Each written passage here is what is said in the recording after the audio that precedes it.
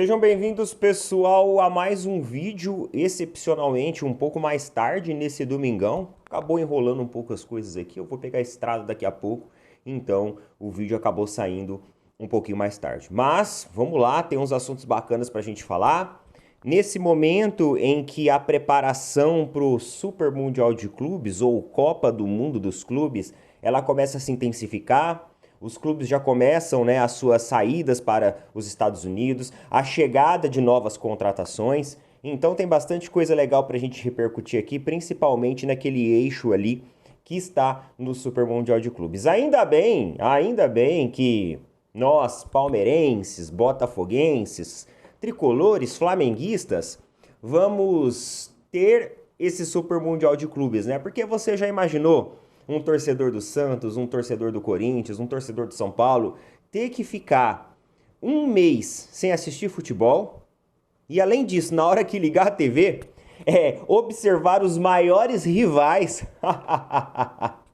no Super Mundial de Clubes. Óbvio que eles vão secar, mas, meus amigos, só já de estar lá participando, só a gente ter essa régua, né, esse parâmetro contra grandes clubes da Europa, vai ser muito legal, muito divertido. Eu quero trazer também um pouquinho das minhas expectativas e impressões em relação ao desempenho dos times brasileiros. Isso porque a gente vai estar próximo da Copa do Mundo de Clubes aqui nos próximos dias. Vocês vão ver muita repercussão sobre isso aqui no Opina Porco. Infelizmente não pude estar lá, mas daqui a gente vai a gente vai garantir os nossos pitacos, as nossas resenhas, impressões e as nossas críticas. Roda essa vinheta e bora pro vídeo.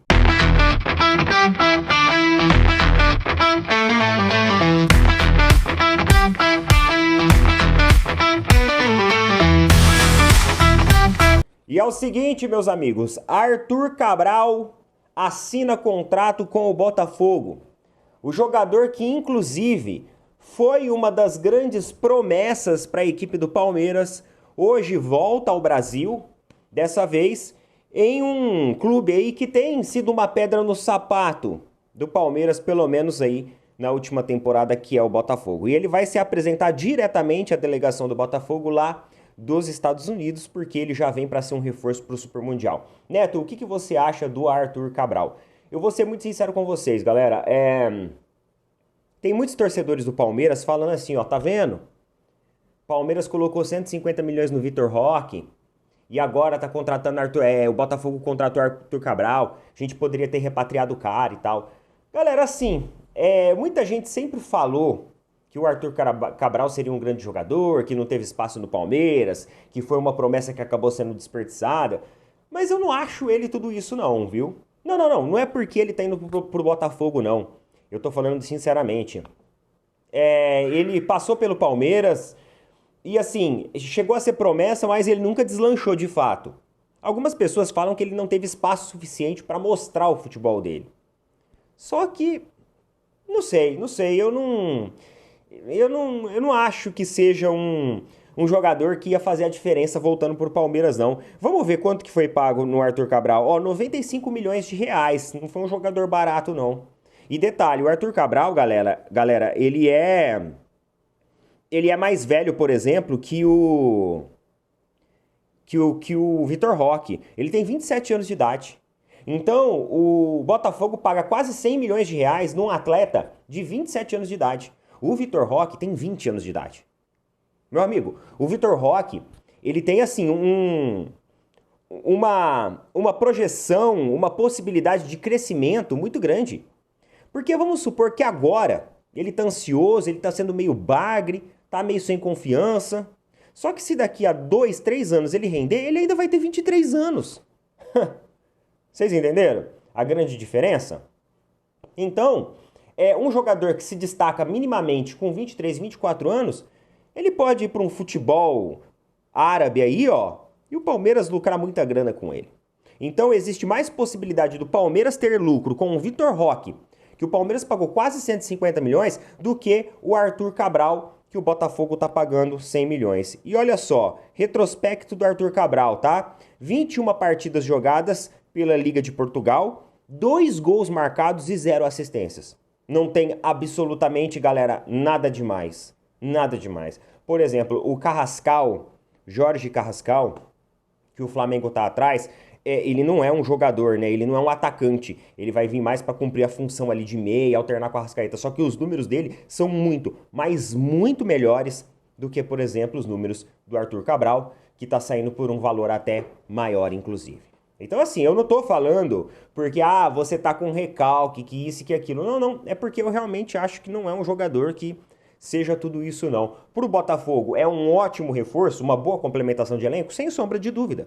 O Botafogo, galera, tá colocando as cartas na mesa. Acho que contratou, né, só nessa semana, acho que 3 ou 4 jogadores estão chegando aí. Para eles é ótimo, mas não vejo nada demais nele, sobre a minha percepção, sendo que o Arthur Cabral já foi um jogador do Palmeiras e eu já não via nada demais nele ali no Palmeiras também. Por falar em Palmeiras, nós tivemos o Aeroporco, o corredor alviverde. A delegação do Palmeiras saiu sendo escoltada pelos torcedores, jogadores tirando foto com a galera cantando as músicas, jogadores batendo palma. Então realmente saiu assim num clima de muita festa, num clima de muita descontração. Muito bacana, tá? A festa que os torcedores fizeram, né? Escoltando os jogadores do CT do Palmeiras até o aeroporto, né? Para a saída da delegação palmeirense para os Estados Unidos. E além disso, o Palmeiras leva 1 tonelada de bagagem. Só para você entender, o Palmeiras fretou um voo para todos os jogadores e além disso, para ter espaço para dispor todas as bagagens, porque o Palmeiras leva consigo praticamente uma academia de futebol portátil. O Palmeiras levou equipamentos da academia de futebol, levou tudo para que os jogadores se sintam em casa o máximo possível, para que aquilo não pareça em si uma viagem, e sim para que eles continuem tendo a mesma estrutura de treinamento, de avaliação, de fortalecimento que eles têm aqui no Brasil. Então o Palmeiras realmente fez um investimento logístico muito grande para levar esses caras para lá. E olha só, tem muita gente falando, né? O grupo do Palmeiras é um grupo tranquilo, o Inter de Miami é o Messi e mais 10, nada demais. O Porto é uma equipe de meio de tabela. Se tivesse no futebol brasileiro seria meio de tabela, mas olha só, rival do Palmeiras no Mundial movimenta mais de 1,5 bilhões. E atinge recordes. Matérias da ESPN de hoje, inclusive. O Porto, lá de Portugal, olha só, atingiu um recorde em sua história ao movimentar cerca de 250 milhões de euros em transação de atletas, seja em vendas ou em contratações. De acordo com as informações da imprensa portuguesa, este é o maior valor já registrado na história do clube. Grande parte do valor foi conquistado graças às vendas realizadas nos últimos meses. Aí falou aqui, né?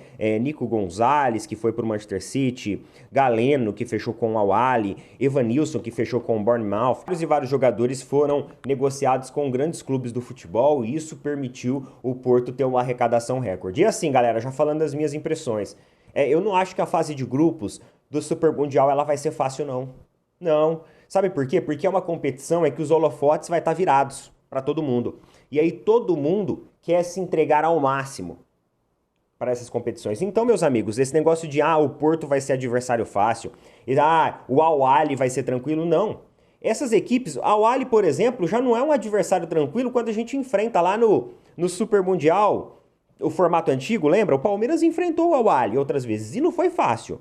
Não foi fácil. Então não vai ser fácil, não. Essa história de que assim, o grupo do Palmeiras é fácil, o grupo do Palmeiras é tranquilo. A gente não tá falando da Libertadores. Que as equipes brasileiras todos os anos estão acostumadas a enfrentar os mesmos adversários. Pô, quantas e quantas vezes a gente enfrenta o Bolívar, o Cerro Porteño? Pô, uns par de vezes, meus amigos. Nós estamos muito habituados a enfrentar essas equipes na Libertadores. Agora, no Super Mundial, são equipes que a gente enfrenta uma vez ou outra, sei lá, a cada 10 anos, quando vence ali uma Libertadores. É isso. Então nós não temos exatamente uma régua para dizer, essa equipe é isso, essa equipe é aquilo. É embaçado, vai ser difícil.